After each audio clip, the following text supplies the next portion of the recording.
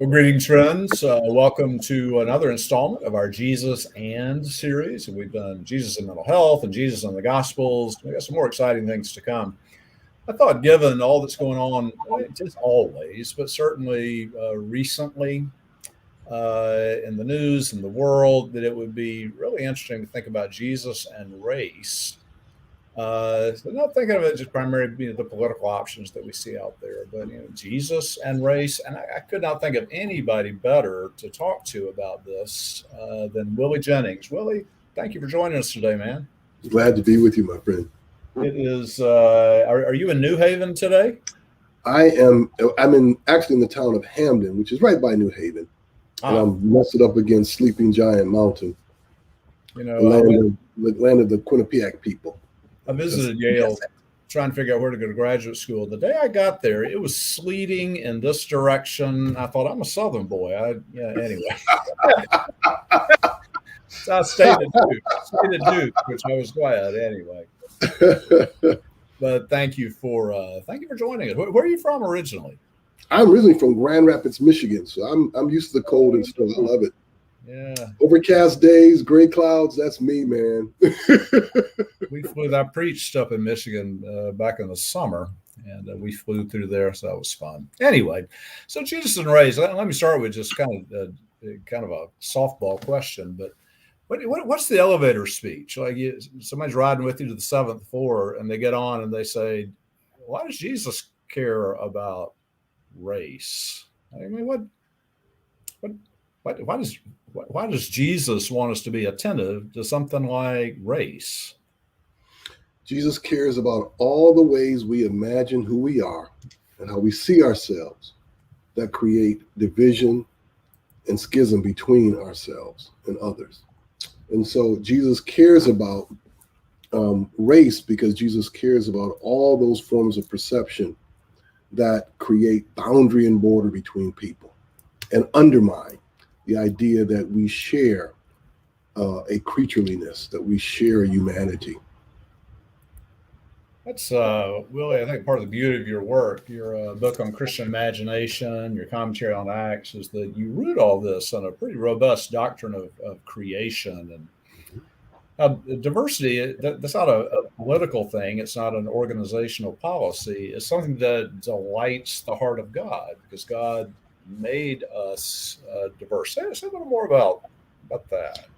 Well, if we think about diversity from the position of shared creatureliness, then I think we're on the best terrain, both figuratively and literally, to start to think about it. So we exist because we consume a variety of plants and animals as well, but we exist because of that diversity.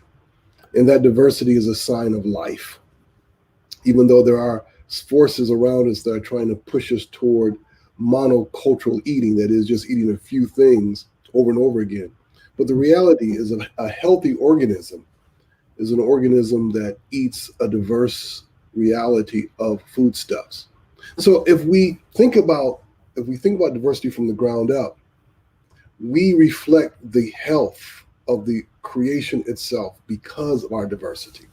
The difficulty is that we often don't know how to properly identify that diversity and celebrate that diversity without creating levels of hierarchy and a certain aesthetic sensibility that says that some things are beautiful, some things are ugly, some things are better, some things are worse. And so diversity begins by recognizing God's playful joy in creating not one thing, but many things. And our growth, our becoming whole people, depends on engaging that. My people hear me say a lot of the time, if you only hang around with people that are like you, you become arrogant and ignorant. It doesn't matter who you are.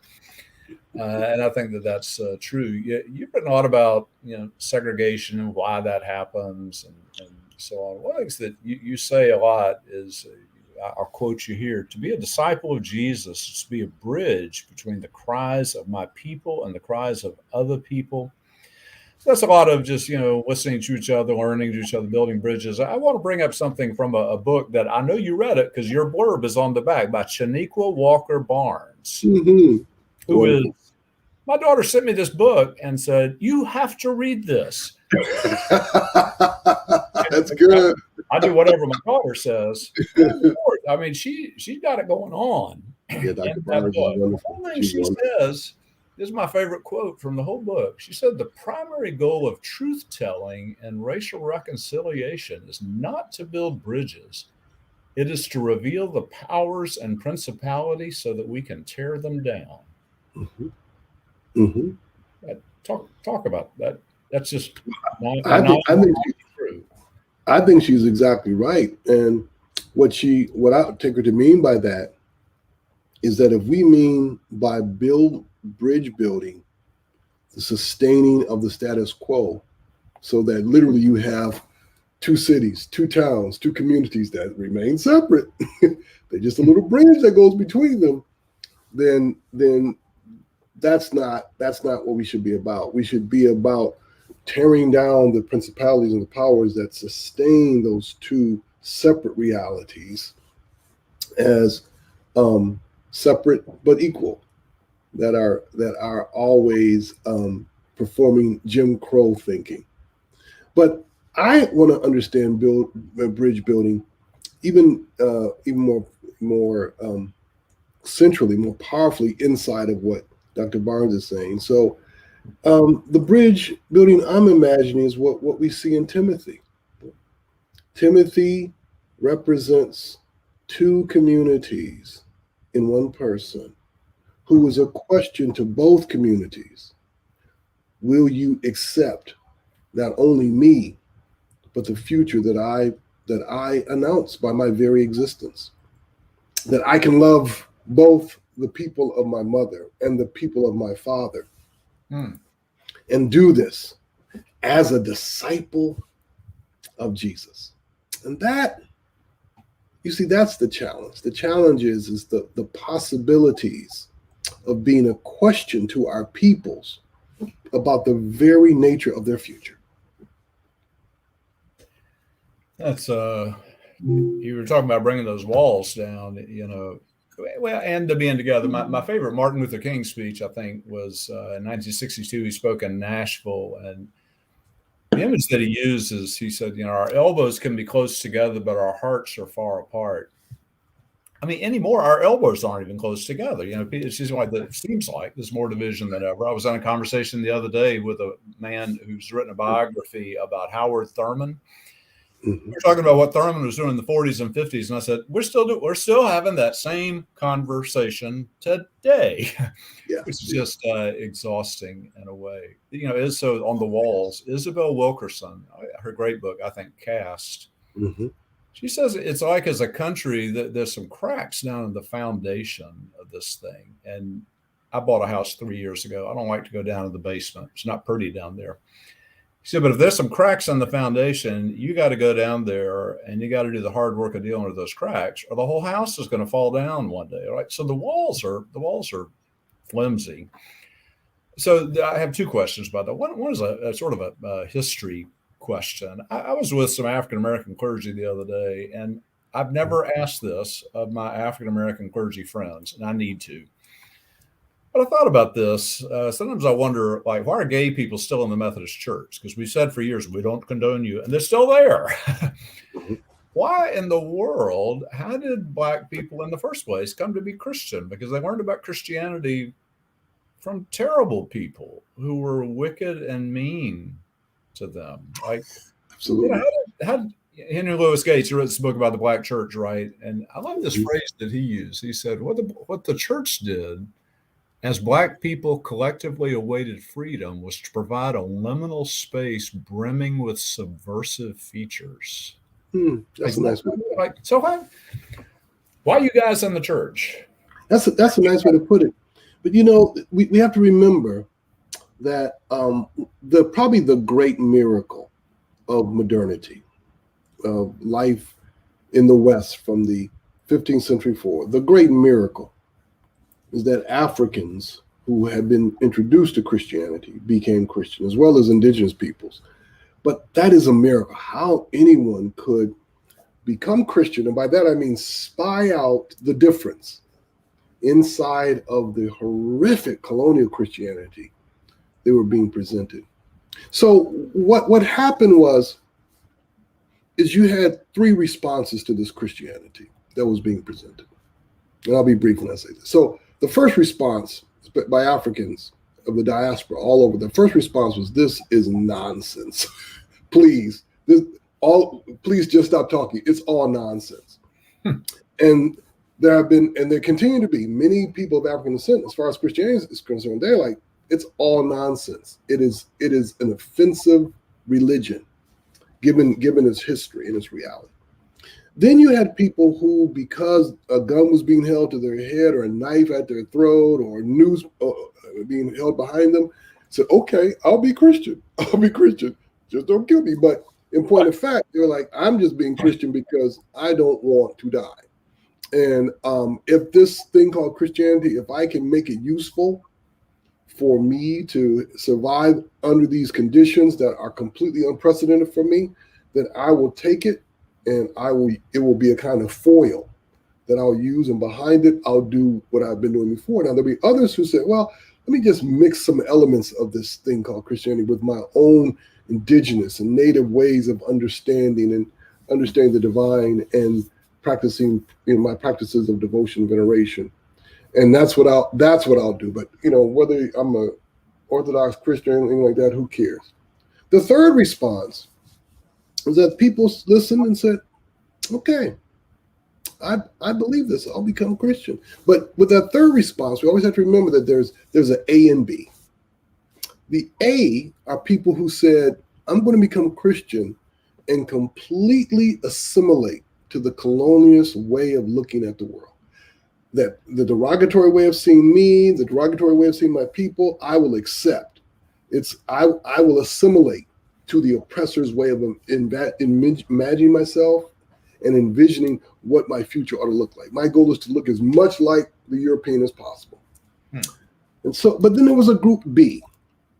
And thankfully, most of the Christians that pressed forward this thing called the gospel were in that group B, but not all, but many.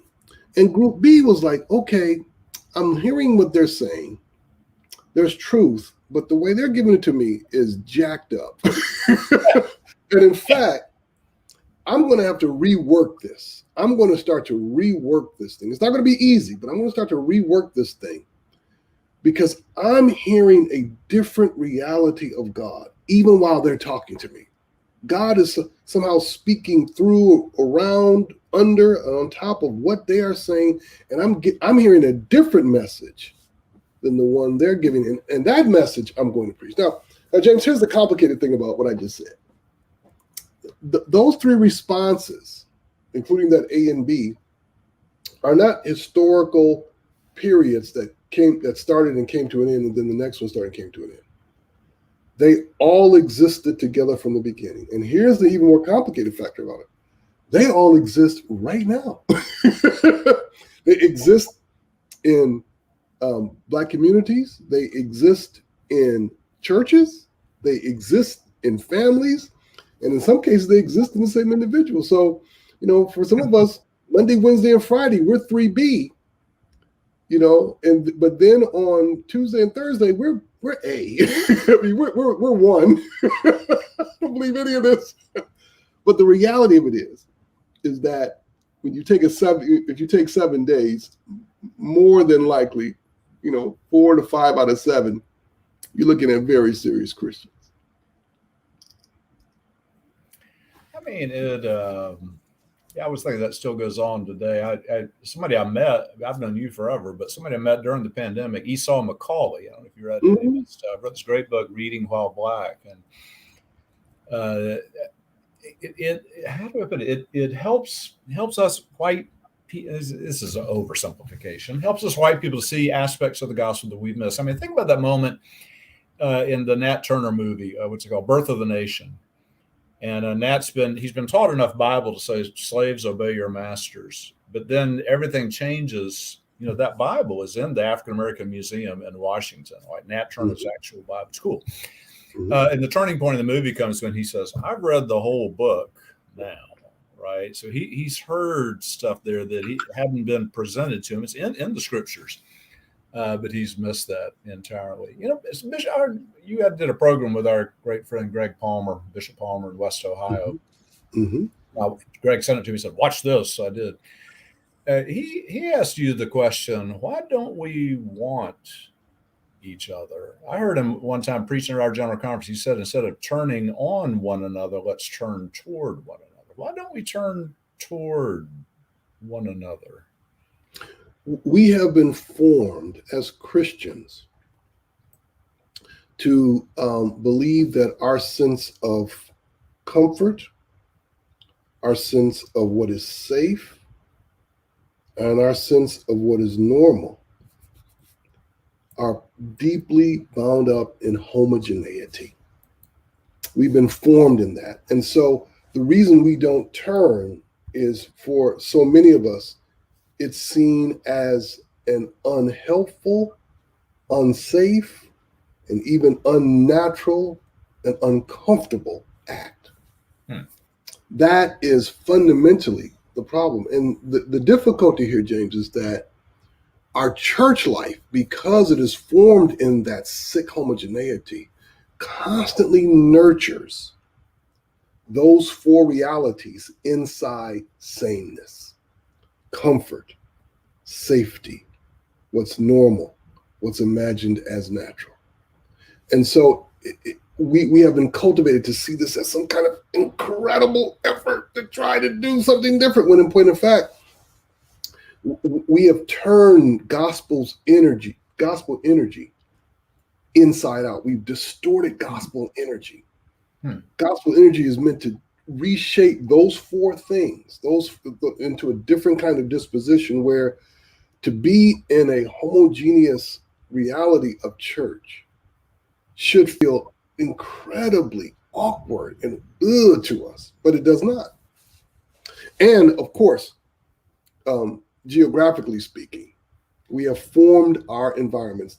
The term that we use is built environment. We've formed our built environments to do that work, to capture that energy and generate that energy, so that the very idea of recreating our living spaces so that they align with our gospel reality is foreign to so many of us. I mean, I get people all the time telling me they come to church for comfort, and that's a thing that we do, right? But the wanting comfort, that's kin to wanting safety, which is kin to wanting control. You said something to Greg Palmer's group in West Ohio that just, I rewound it and wrote it down immediately. I'd never thought of it this way. It's so well done. You asked, did the disciples of Jesus want Jesus, or did they want Jesus's power? Do we worship Jesus, or do we worship the power we think Jesus can give us? Talk about that. That's such a big thing.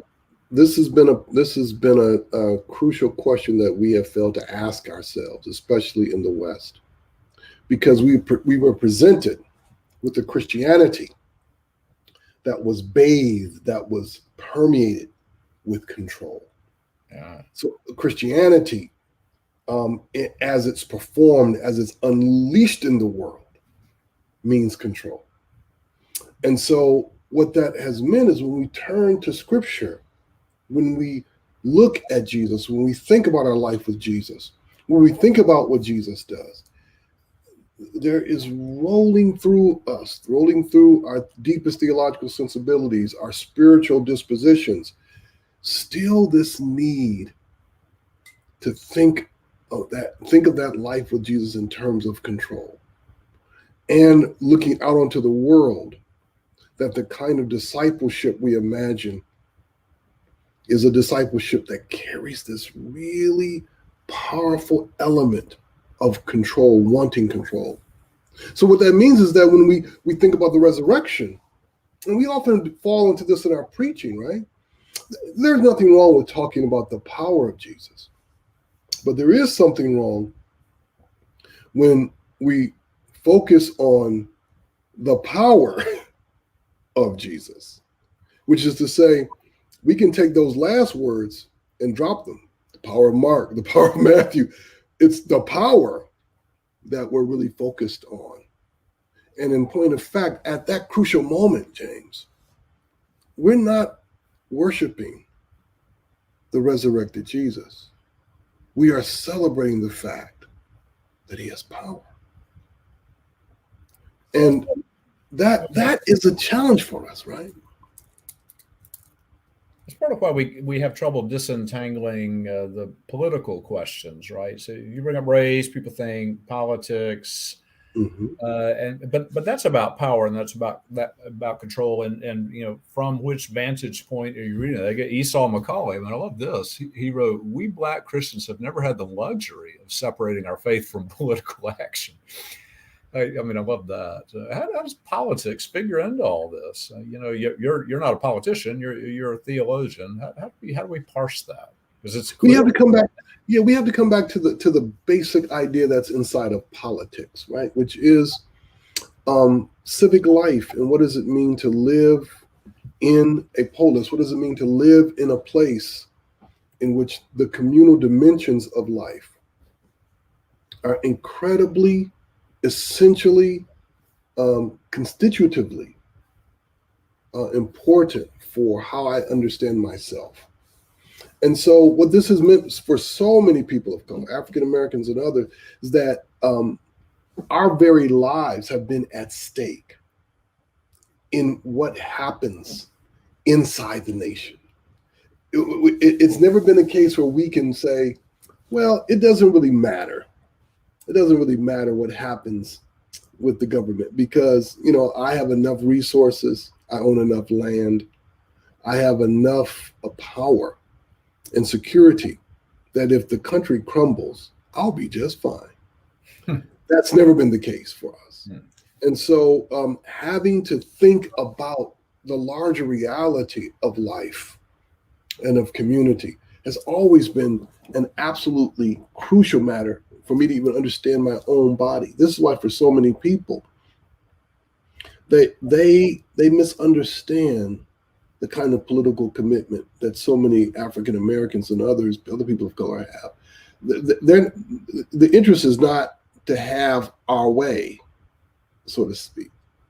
The issue is to survive and to thrive. The issue is to thrive. So if people are deeply concerned about environmental racism, and they're deeply concerned about the environment, is because they know that a decision might be made to put into their community a plant that destroys the drinking water, and they cannot escape. They cannot get up and go someplace else. They have to be there. And so the political dimensions of life, which means the living together dimensions of life, are always in front of us. We ponder that all day, and I could listen to you talk all day, Willie. Let me ask you two more questions. So one, I reached out the other day to my buddy Jason Biasi. Oh yeah. Did you teach Jason at Duke? Yeah. Jason's a great guy. Yeah, I didn't say anything about your move from Duke to Yale. I don't know. Anyway. I've been up to Vancouver and spent time with Jason, so he's a good guy. So I asked Jason, I said, I'm getting to talk to Willie Jennings. What would you ask him? He instantly said, the Syrophoenician woman. He's so funny. Oh, my goodness. He's always the smartest guy in the room. He remembers from my many years teaching the basic course on race at Duke. And I would always bring students to a moment of for them, terrible crisis with the Syrophoenician woman, because they see their savior behaving horribly toward this woman. And I know most of my people are really biblically literate, but a few are not. So this is the story. Jesus, he's heading out from Israel, and he bumps into a woman, and she asks for healing, and he kind of says no. And anyway, go ahead. Well, and what I try to get them to see are two really crucial matters. The one is that Jesus is clearly a Jew, a Jewish person who was there for his people. And he lays out a clear relationship between Gentile and Jew that has to be thought through. And so the first thing that is so important to that story is the recognition of Gentile existence. That Gentiles did not have a right to what is for Israel, but were given entry, given access to the grace that Israel receives in its life with God. And so getting a sense of that Gentile existence is so important. And James, for so many Christians, they never got the memo, even to this moment. So many Christians have yet to get the memo that we are Gentiles joined to the story of another people. And everything begins from that. The other thing that I always want students to pick up from that story is the difference Jesus is making. You see, his disciples say something that's equally important to what the woman is saying. She's begging that Jesus would heal her daughter who's tormented by a demon. And she is pressing Jesus. And she says those famous words. Jesus says, I can't give what belongs to Israel, to the children of God, to the dogs, to you people. And she says, but even the dogs eat the crumbs from Jesus' feet. So that's crucially important. But there's another thing that's really important, and so many people miss in that story. The disciples keep saying to Jesus, send her away, send her away. Why are you even bother talking to her? Send her away. She's not part of us. Send her away. And so Jesus stands between his disciples who want her gone and this woman who wants her daughter healed but is a Gentile. And then in the crucial moment in that story, Jesus, the passage says Jesus is astounded. Jesus is surprised because coming from a Gentile, he sees the faith of Israel. No greater faith had he seen. The faith of Israel in her. And then he is saying that to her, but he's also saying that to his disciples. The faith of Israel in her. And she will get what she wants because she has the faith of Israel. Now, the reason that story is so important is because there's a journey there. You know, we as Christians, especially in the colonial West, have never taken the journey of grace as it is, the journey from Gentile existence to entering into the story of Israel, to joining with Israel in the worship of their God. That sense of journey, of humility, of coming in as a guest into someone else's home is missing for so many Christians. And because it's missing, it is at the heart. It's at the heart of the racial problem we have today. It's at the very heart of it. A profound failure to understand our Gentile existence. I mean, I've always wondered about that text, thinking if we white people over-identify with Jesus, like, I mean, we're going to give some crumbs, okay, Right. but give them some, instead of seeing ourselves as the woman from that perspective. That's exactly right. We often see ourselves standing with the disciples. Jesus, what are we going to do with that woman? We are neither Jesus nor the disciples. We're that woman. And in fact, even more, we're that woman's daughter. Mercy. What about forgiveness? I've seen all these. Every now and then something will happen. Like I can't remember the name. A white policewoman had killed a black person. I think it was her son. His son forgave her. White people love these stories, right? Like, oh, he forgave. Isn't that wonderful? When is forgiveness? That's such a Jesus thing. When is forgiveness? When does that get complicated? When is forgiveness even a problem? This is always the difficulty for us because we're inside of a really distorted reality of our faith. We in some ways we've got the tools turned upside down. You know, when I was little, my dad went into the garage, and my dad had all his tools laid out. The first thing he said to me is, "Boy, don't touch my tools. You don't know how to handle my tools." And so as I got a little older, he would take each tool and say, "Come here, let me show you how to use this so that you don't hurt yourself trying to use this tool." And forgiveness is such a tool. It has been used in such horrible ways. One of the individuals who spoke about this so eloquently over the years was the great Peter Story, the former bishop of the Methodist Church in South Africa, who would always say that the Afrikaans during the apartheid period loved to talk about forgiveness while they had their boot on the neck of all the Africans. They loved to talk about forgiveness because forgiveness was a tool being used to destroy and not to heal. It was a tool being used to say to the Africans, the status quo must remain, and you may not take up violence against us if you're a Christian. But of course, we can take up violence against you to maintain order. And so what we have to ask ourselves is, what is the proper use of that tool? When can it be used and when should it be used? And what I always say as a kind of guide, if forgiveness is not being used to recreate the very structure of society, that is, to change the flow of goods and services and opportunities, to reconfigure living spaces and habitation, to change our everyday into the reality of equality and equity that can be sensed and touched and tasted, then that tool is being misused. And as my daddy would say, put that tool down, boy. Because you know what you do. You're going to kill somebody with that. Put that down. You still haven't listened to me on how to use it.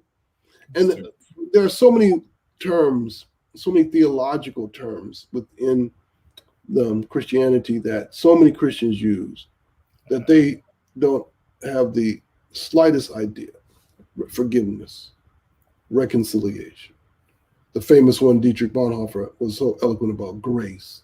No sense of how to use these terms. And here, this falls on those of us who are clergy. This is our responsibility to say, put that down. Put that down. No, put that down, put that down. Now, we're going to get a few lessons of how to pick that up. No, put it back down. Too quick. I got to talk to Walter Brueggemann a few weeks back, and he said, love isn't the only item in God's toolkit. That's so clever. Here's the last thing, Willie. Yeah, Lisa and I have been thinking some lately about, a lot of people have, King's letter from the Birmingham jail. What's interesting is one of my wife's best friend's grandfather was one of the white clergy who were trying to do good. Like, he wasn't one of the wicked ones. He was one of the good ones. And they're really the target of King's letter, right? What would your counsel be to a church like ours, kind of, mostly white, not totally, well-meaning, wanting to make a difference in the world, still trying to figure out, right? What's your pastoral counsel to our people? At this moment, and I say this to a lot of people, I think the most important task ahead are for churches and for all those who are active in their church to become serious about hearing what the Spirit of God is saying to them. And the one thing I know the Spirit of God is saying to all of us is that if our circle of deep friends is homogeneous, if the only people speaking into our lives in a serious way look like us, make as much money as we do, live in our neighborhoods, then we are resisting the Spirit of God. It is really about changing the fabric of our living and relating, changing the fabric and allowing the Spirit to change that fabric. All the churches that often ask me to come to speak to them, they share one reality, that their church life is characterized by a fairly high level of control. They kind of control the conditions of their life. And, and what I try to say to them is that, that is a part of the sickness of Western Christianity. That reality of control is actually hindering your discipleship. That's not to say, you wake up every morning and it's utter chaos. It's not control or chaos. No. It is either control or yielding. James, never forget, and this will be the last thing I say about this, but never forget, in the book of Acts, what we know when the Spirit comes is that almost everybody in the book of Acts is doing what they don't want to do. God is asking them to do what they would prefer not to do. There was not a vote about whether they should speak in tongues. There was not a vote about Ananias going to Saul. There was not a vote about a lot of things. So this is a part of the reality. What is the Spirit asking me to do that I sense, that I know that I would prefer not to do? And primarily in the book of Acts, and especially even this moment now, it's to go be with people I prefer not to be with. Yeah, that's beautifully said. Boy, this your wisdom and insight and passion and heart this is so moving. Our people, we're blessed by your presence, and hope I can twist your arm and get you to be with us another time. I hope so. And when we're studying Acts this fall, so we'll pull you in on that. Good. I look forward to that. All right, my friend. Thank you so much. You're more than welcome.